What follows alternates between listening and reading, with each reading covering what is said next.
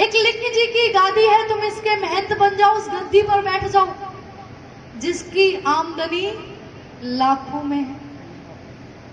करना क्या है दयानंद? करना केवल इतना है कि मूर्ति का खंडन करना छोड़ दो। हो ऋषि दयानंद ये बात सुनते, जब ऋषि दयानंद ने बात सुनी कि मूर्ति का खंडन करना छोड़ दो, श्री दयानंद कहते हैं राजन सुनो, यदि मेरी इन 5 उंगलियों को मोमबत्ती की भांति करके जला भी दिया जाए, तब भी ये ईश्वर का पुत्र ऋषि दयानंद केवल और केवल सत्य कहेगा। और कुछ भी जोर से बोल दो। इतनी बात राणा सज्जन सिंह कहते हैं। दयानंद कहते हैं और सुनो राजन, आप ये मुझे राज्य दिखा रहे हो ना, बहुत विशाल राज्य है। ये जो आपका राज्य है ना, इसको मैं केवल और केवल 4 कदम चलकर पार कर जाऊंगा। कितने? केवल 4 कदम चलकर। लेकिन राजन, जिस परमपिता परमात्मा ने इतनी विशाल सृष्टि बनाई है, यदि मैं झूठ बोलूंगा तो उस परमपिता परमात्मा की सृष्टि से पार, जोर से बोल दो, कैसे जाऊंगा? इतना कहकर ऋषि दयानंद चलने लगते हैं। राणा सज्जन सिंह पीछे से आवाज देते हैं, दयानंद सोच लो, मेरी जितनी संपत्ति देने वाला धरती पर दूसरा मिलेगा नहीं, दूसरा नहीं मिलेगा दयानंद तुम्हें, मेरी जितनी संपत्ति देने वाला। ओहो, इतनी बात सुनकर ऋषि दयानंद एड़ी पर घूम जाते हैं और एक बात कहते हैं, सुनो राजन, ये तो सत्य है कि तुम्हारी जितनी संपत्ति देने वाला धरती पर दूसरा नहीं मिलेगा, लेकिन एक बात याद रखना, तुम्हारी इतनी बड़ी संपत्ति को ठोकर मारने वाला दयानंद के सिवा धरती पर दूसरा नहीं मिलेगा। ये था मेरा ऋषि दयानंद, वो प्यारा ऋषि दयानंद जिसने जहर के प्याले पी लिए लेकिन कभी धर्म को नहीं छोड़ा। वो प्यारा ऋषि दयानंद जिसने इस देश के उद्धार के लिए अपने जीवन को तिल तिल कर समर्पित कर दिया और दीपावली के पर्व पर अपने इस नासवान चोले को धरकर चला गया। वो प्यारा ऋषि दयानंद, यदि इस ऋषि दयानंद के इतिहास को पढ़ेंगे तब पता चलेगा वो प्यारा ऋषि दयानंद कितना महान था। ऋषि दयानंद कहते हैं, जब एक माता आई और नदी में अपने बच्चे को फेंकने लगी और जिस कफन में, जिस कपड़े में वो बच्चा लिपटा था, उस बच्चे को नदी में फेंक कर वो कपड़ा जब उस माता ने खींचा तो ऋषि दयानंद को आवाज आई कि माता ने कुछ फेंका और कुछ खींचा। और ऋषि दयानंद समाधि में बैठे थे, आंखें खुल गई। ऋषि दयानंद ने देखा वो मंजर। ऋषि दयानंद हाथ जोड़कर कहने लगे, माता आपने ये क्या फेंका नदी में, और ये जो कपड़ा आपके हाथ में है इसमें क्या था? तो वो माता ने बताया कि बेटा मैं विधवा स्त्री हूँ, कोई मेरा मुंह देखना भी पसंद नहीं करता, मेरा बेटा इस संसार को छोड़कर चला गया, मेरे पास कुछ नहीं था, ये सफेद साड़ी थी जिसमें मैं अपने बच्चे को लपेट कर लाई थी और उस बच्चे को मैंने नदी में डाल दिया, लेकिन मुझे अपने तन ढकने के लिए भी कुछ चाहिए था, इसलिए मैंने ये थोड़ा सा कपड़ा अपना खींच लिया। जब ऋषि दयानंद ने इतनी बात सुनी, ऋषि दयानंद की आंखों में से आंसू आ गए और ऋषि दयानंद अपने आप को कोसने लगते हैं और कहते हैं, दयानंद धिक्कार है तेरी 18 घंटे की समाधि को, जब तू इस देश की नारियों का उद्धार भी जोर से बोल दो। तब ऋषि दयानंद ने इस देश की नारी का उद्धार किया।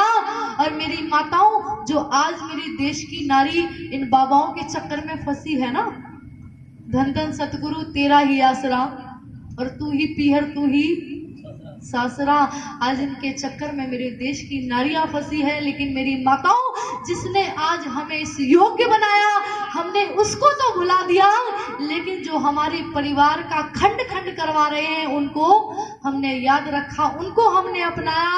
अरे ऋषि आते ना जहां में हम पार कैसे होते, ऋषि आते ना जहां में हम पार कैसे होते, और पढ़ने के वेद हमको अधिकार कैसे होते, पढ़ने के वेद हमको अधिकार कैसे होते। आज यदि मैं यहाँ बैठी हूँ, ये केवल और केवल ऋषि दयानंद की कृपा है। वो मेरा प्यारा ऋषि दयानंद, यदि वो ना आता, यदि वो नारी उत्थान की बात ना करता, तो जाने कितनी महिलाएं आज भी घर की बेड़ियों में, जंजीरों में जकड़ी होती। बताइए मैं सत्य कह रही हूँ या नहीं कह रही? कितना इस देश का कल्याण ऋषि दयानंद ने किया, कितनी माताओं के लिए पुनर्विवाह ऋषि दयानंद ने चलवाए। और मेरी माताओं, इस देश में महिलाओं को पढ़ने का अधिकार नहीं था, और पढ़ना तो छोड़ दो, वेद मंत्र को सुनने तक का भी अधिकार नहीं था। जब ऋषि दयानंद ने देखा, और यदि कोई महिला गलती से वेद मंत्र सुन लेती थी, तो मैं कोई कहानी नहीं सुना रही आप लोगों के मध्य में, ये सत्य घटना है। यदि कोई महिला गलती से वेद मंत्र सुन लेती थी, तो उसके कान में शीशे को पिघलाकर डाल दिया जाता था। ये दुर्दशा मेरे देश में नारियों की थी। इस देश में जाने कितनी ऐसी प्रथाएं चलती थी। एक प्रथा थी जिसे सती प्रथा के नाम से लोग चलाते थे। यदि किसी स्त्री का पति इस संसार को छोड़कर चला जाता था, तो उसकी चिता के साथ उसकी पत्नी को जिंदा जला दिया जाता था। और लोगों, ये कोई ऐसे छुप के कार्य नहीं होता था, ये धर्म के नाम पर, जोर से बोल दो, धर्म के नाम पर होता। सती प्रथा, ऋषि दयानंद ने इस प्रथा को बंद करवाया। एक बार इतिहास उठाकर देखना ऋषि दयानंद का। लोग कहते हैं तुम तो आर्य समाजी हो, किया क्या है। मैं कहती हूँ मत पूछो आर्य समाज ने क्या किया है, अरे आप तो ये पूछो कि आर्य समाज ने क्या क्या नहीं किया है। अरे आर्य समाज ने इस देश का जितना कल्याण किया है, किसी और को मतलब ही नहीं। मैं एक बात अक्सर कहती हूँ, जब कोई माली पौधा लगाता है और उस पौधे को सींचता है, उसको बड़ा करता है, अच्छे से पालता है, पोसता है, यदि उसके पौधे को कोई तोड़ने का कार्य करे, तो दर्द किसको होगा जी? माली को होगा।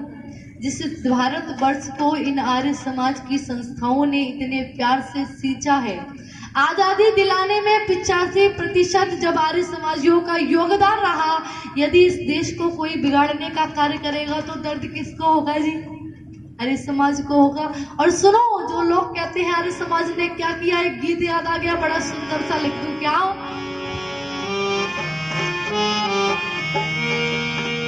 कि आर्यों ने देश जगाया जी, कोई माने चाहे ना। आर्यों ने देश जगाया जी, कोई माने चाहे ना। माने चाहे ना, कोई पहचाने चाहे ना। माने चाहे ना, कोई पहचाने चाहे ना। आर्यों ने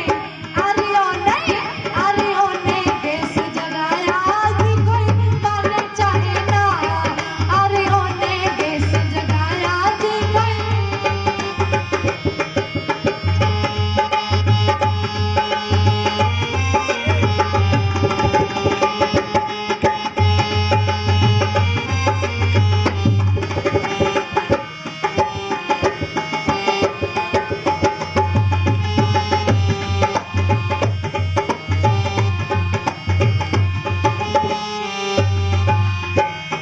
भारत माँ भारत पीछे गिर चुका था बिल्कुल नीचे।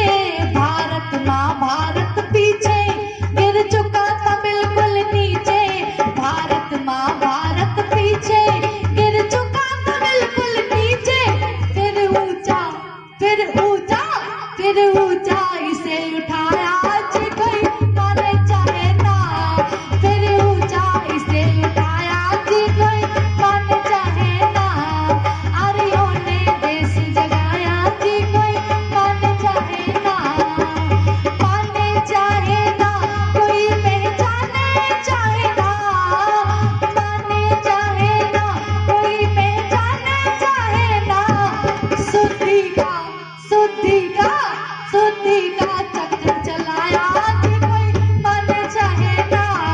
शुद्धि का शंख बजाया जी, कोई।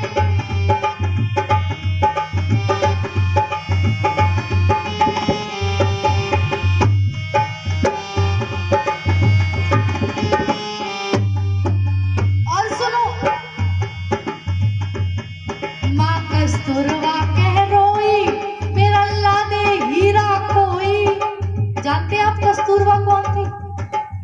महात्मा गांधी जी की धर्मपत्नी और महात्मा गांधी जी का बेटा हीरालाल गांधी। जो एक मुस्लिम लड़की के चक्कर में उससे विवाह कर लिया, धर्म परिवर्तन कर लिया, मुस्लिम हो गया।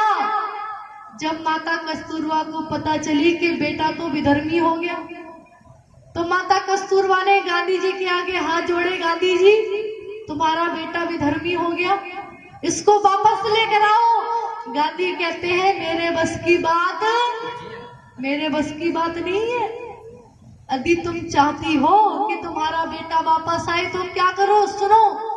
काकड़वाड़ी आर्य समाज में जाओ, उस आर्य समाज के अंदर जो पुरोहित हैं उनसे निवेदन करो, यदि तुम्हारे बेटे को कोई वापस ला सकता है तो वो केवल और केवल एक संस्था है जिसका नाम है आर्य समाज।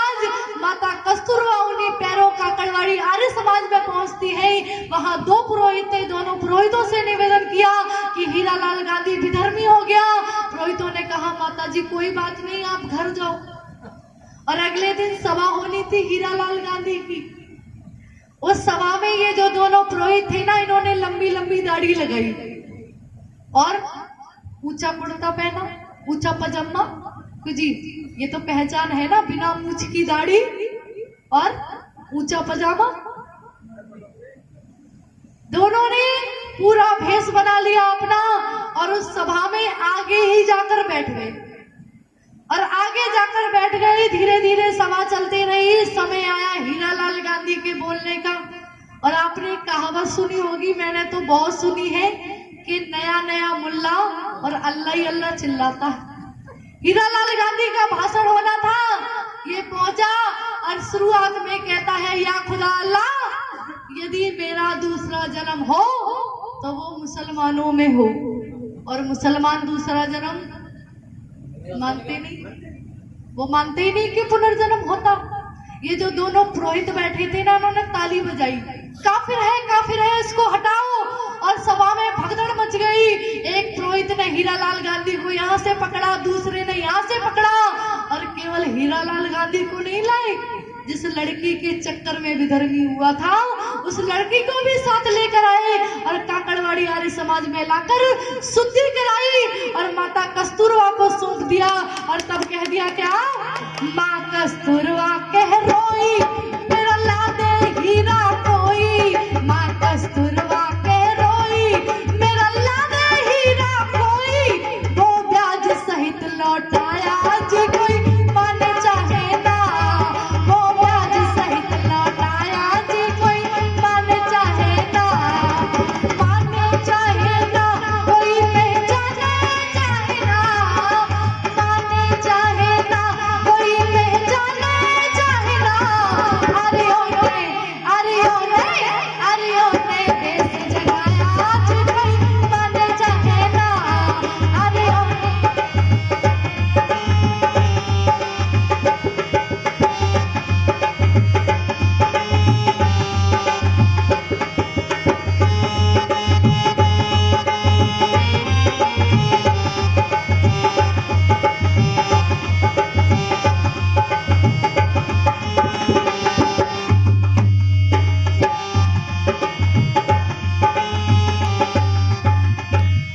निश्चय से 80 में गई जेल कांग्रेसियों में, निश्चय से 80 में गई जेल कांग्रेसियों में, निश्चय से 80 में गई जेल कांग्रेसियों में।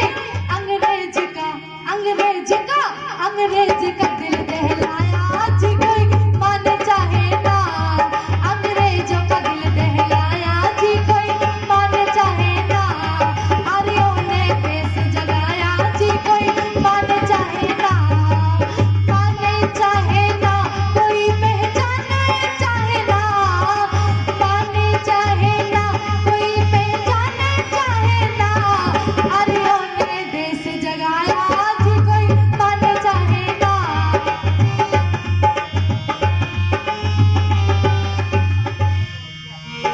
आदरणीय शास्त्री जी ये 100 रुपये पुरस्कार राशि दे रहे हैं, मैं उनका हृदय से धन्यवाद करती हूँ। आशीर्वाद मुझे प्रदान कर रहे हैं।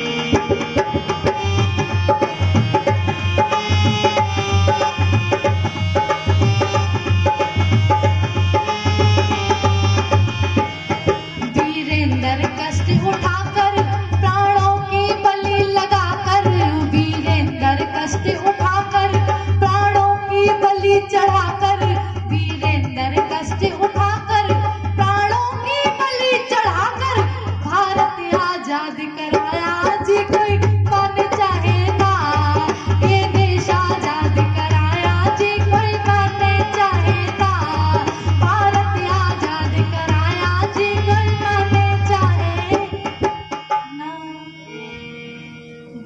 आजाद कराया जी कोई माने चाहे ना। वास्तव में सारे समाज ने जितना सहयोग इस देश के लिए दिया है, जितना बलिदान इस देश के लिए दिया है, जोर से बोल दो कोई भी कर नहीं सकता। और हम कहते हैं ना हमें आजादी मिल गई, आजादी मिल गई। सुनो रमेश सिंह जी ये 500 रुपए पुरस्कार दे रहे हैं, मैं हृदय से धन्यवाद करती हूँ। 100 रुपए आदरणीय लज्जे पहलवान जी ये दे रहे हैं। आदरणीय भीम आर्य समाज के प्रधान जी हैं जय नारायण जी, ये 100 रुपए पुरस्कार राशि दे रहे हैं। मैं जैसे 50 रुपए तो इस देश के उत्थान के लिए किया है। कोई भी संस्था जोर से बोल दो नहीं करती, उन्हें मतलब ही नहीं है। किसी को मतलब नहीं है इस देश में क्या हो रहा है क्या नहीं हो रहा। लोग तो केवल और केवल बैठे बैठे हाथ पर हाथ रखे देखते रहते हैं और गालियां देते हैं। कोई मोदी को देता है क्यों जी? लोगों की अपनी अपनी पसंद है, लेकिन मैं कहना चाहती हूँ वास्तव में यदि देश का कोई कल्याण कर सकता है तो वो केवल और केवल एक ही संस्था है जो आर्य समाज है। और जो लोग कहते हैं ना आजादी मिल गई, हम आजादी में बैठे हैं, सुनो आजादी ऐसे नहीं मिली। 27 शर्तों के साथ इस भारत देश को जोर से बोल दो आजादी मिली। और उस 27 शर्तों में एक शर्त थी जो बहुत लोग जानते भी होंगे और नहीं भी जानते होंगे। वो शर्त ये थी कि सुभाष चंद्र बोस जिंदा या मुर्दा जब भी मिलता है वो अंग्रेजों को सौंपा जाएगा। ये शर्त थी, लेकिन वारे क्या सुभाष चंद्र बोस था। तुम मुझे खून दो मैं तुम्हें आजादी दूंगा। और केवल कहा नहीं, जो कहा वो करके भी दिखाया, वो था सुभाष चंद्र बोस। और मेरी माताओं याद रखना, यदि वो सुभाष चंद्र बोस, 2 दल थे, एक नरम दल और एक गरम दल। जो गरम दल के नेता थे वो थे सुभाष चंद्र बोस। क्या दिमाग था उस सुभाष चंद्र बोस में। इस देश को आजादी दिला दी, लेकिन खुद ऐसे लापता हो गए कि पता नहीं चला एक हमारे देश का ऐसा वीर कहाँ चला गया। आज हम उस सुभाष चंद्र बोस को याद करते हैं और आंखों में आंसू आ जाते हैं। वारे सुभाष चंद्र बोस, यदि तुम ना होते तो इस देश को